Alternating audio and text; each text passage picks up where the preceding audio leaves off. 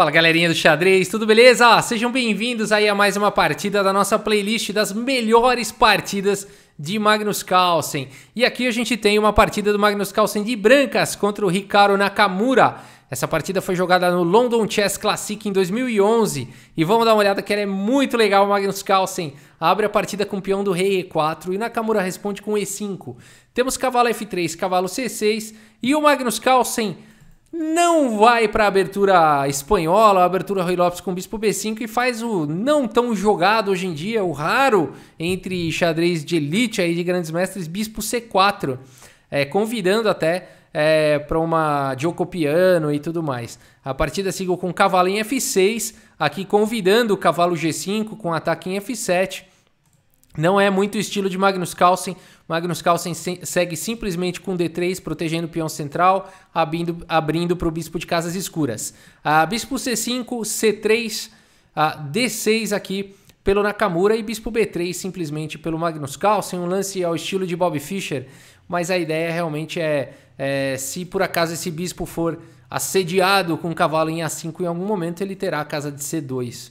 A partida seguiu com A6, agora cavalo de B em D2, bispo volta lá para A7 e cavalo em F1 diretamente aqui pelo Magnus Carlsen.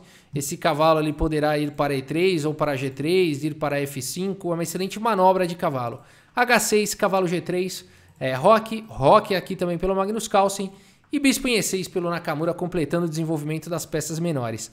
H3 pelo Magnus Carlsen, dama D7, colocando pressão no peão de H3, conectando as torres e ameaçando possibilidades táticas no futuro, né? No momento isso não existe. Bispo em E3 foi jogado simplesmente aqui pelo Magnus Carlsen.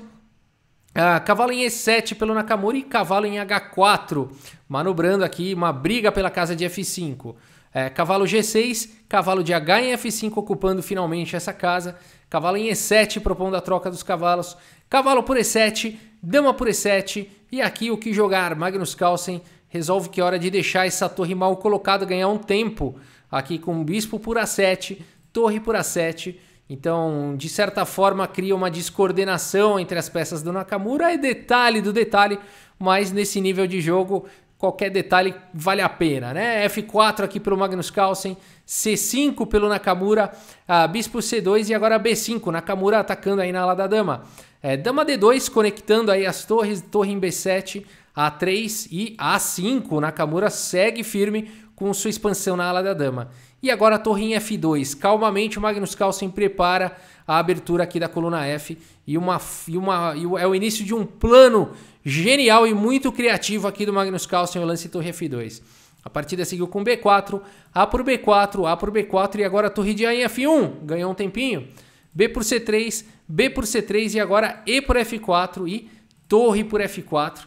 A gente tem essa posição bem equilibrada, né? Um cavalo e um bispo de casas claras para cada um, duas torres para cada um, uma dama aí para cada um.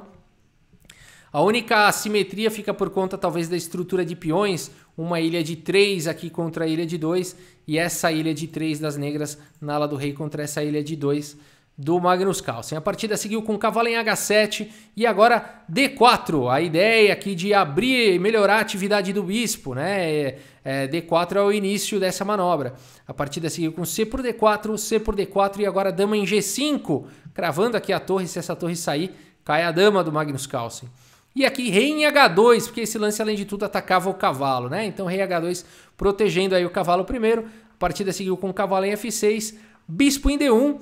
Aqui pelo Magnus Carlsen, torre de F em B8, Nakamura dobrou agora na coluna B, a posição é muito perigosa aqui para o Magnus Carlsen, mas ele segue de uma maneira firme aqui com H4, esse peão está protegido aqui pela torre, dama em G6 e agora uma sequência simplesmente brilhante aqui de Magnus Carlsen que fazem com que essa partida seja considerada uma das melhores partidas aí de Magnus Carlsen, tá bom? Se você tiver sugestões também de partida aí que você considera uma das melhores partidas do Magnus Carlsen, fique à vontade para compartilhar aí nos comentários, tá bom? E aqui o Magnus Carlsen vai para o brilhante lance, sacrifício de posicional aqui de longo prazo, torre por F6, olha só a ideia é realmente desestruturar os peões aí do Nakamura, tirar a proteção do rei e conseguir toda a iniciativa Bom, aqui, é claro, o Magnus Carlsen capturou uma peça, não tem como recusar aí essa torre. A partida seguiu com G por F6 e agora dama em F4. Olha só, tocando em todos os pontos fracos aqui da posição do Nakamura imediatamente. Aí a partida seguiu com torre em B2. O Nakamura coloca agora problemas aqui para o Magnus Carlsen, não dá para tirar o cavalo, senão a dama está entrando com checkmate. A partida segue com o bispo em H5 atacando a dama G7 e agora o bispo volta aqui para F3, né? É interessante notar essa manobra, tá, pessoal? Se ele queria jogar o bispo em F3, porque ele jogou primeiro em H5 e depois para F3. Ele deslocou a dama para uma casa mais desfavorável lá em G7, né? Então, jogou primeiro a dama lá para G7 e agora sim o bispo em F3 e o bispo fica protegendo aqui em G2 e libera o cavalo aqui, por exemplo, para a casa de H5, né? E a partida seguiu com torre em A8 e agora primeiro D5 aqui pelo Magnus Carlsen, atacando aí o bispo. O bispo vai lá para C8 e agora cavalo em H5, atacando a dama e também fazendo pressão no peão. Dama em F8 aqui pelo Nakamura, cavalo por F6, cheque, rei em H8 e aqui mais um lance preciso do Magnus Carlsen. Torre em C1, olha só, melhorando a atividade, as torres adoram colunas abertas, a única coluna aberta que tinha sobrado aqui, depois das colunas A e B já estarem tomadas, é a coluna C. A partida seguiu com rei G7 e agora E5, tentando abrir aqui essa diagonal aqui para atacar o rei adversário. D por E5 e agora uma sequência forte aqui do Magnus Carlsen, primeiro com cavalo em H5, cheque, olha esse rei no meio de 3 peças aqui, tomando cheque. Rei em H7, agora bispo em E4, cheque. E nessa posição o Hikaru Nakamura abandona aí a partida, não dá mais, né? Aqui não dá mais. Aqui se ele tentar cobrir esse cheque, por exemplo, com o lance F5, simplesmente torre entrando na 7ª, né? Olha por que as torres gostam de colunas abertas, né? Torre em C7 aqui é suficiente para sequência de checkmate. Por exemplo, rei G8, dama G3, cheque. Rei H8, dama por E5, cheque. Rei em G8, cavalo F6, cheque. E o checkmate está próximo, né? Aqui não dá para jogar rei H8 por torre H7, mate. Então as pretas teriam que entregar a dama aqui. Dama E8, cheque. Depois de dama F8, dama G6, cheque. E depois de rei H8, torre em H7 com checkmate, tá? Então é por isso aqui que depois de bispo em E4, o Nakamura abandonou aí a partida, né? Não dá para jogar rei H8 também, né? Vai para uma sequência parecida, né? Então, por exemplo, rei G8, vai, dama G3, rei H8, dama por E5, cheque, rei G8 e aí cavalo em F6, cheque primeiro e depois de rei H8, dama por B2, ficando com uma peça a mais e um ataque fortíssimo, provavelmente com um grande ganho material muito em breve ou até sequência de checkmate, né? Então, depois de bispo E4, aí o Nakamura abandonou a partida. Vamos dar uma olhada no relatório do chess.com e depois tentar entender onde é que o Nakamura perdeu a mão aí. Mas olha só, 98,2% de precisão para o Magnus Carlsen, uma imprecisão apenas, né, na partida toda e 24 aí dos lances foram os melhores. Impecável a partida de Carlsen. Aqui Nakamura 85,8% de precisão, cometeu um erro e uma gafe. E 5 imprecisões, tá bom?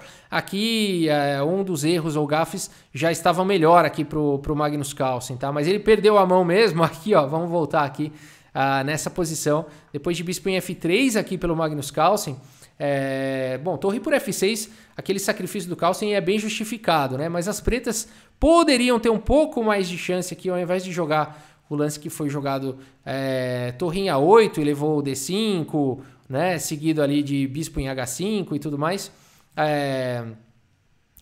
de cavalo em H5, desculpa.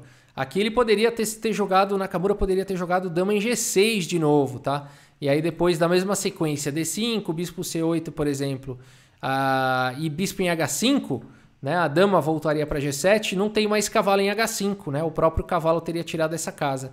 E aí depois de uma ideia como torre C1, bispo D7, as pretas se seguram, tá? Bispo F3 de novo dando a casa aqui, aí volta e joga dama G6. Essa é a ideia dessa posição, tá? Essa ideia segura bem aí para as negras.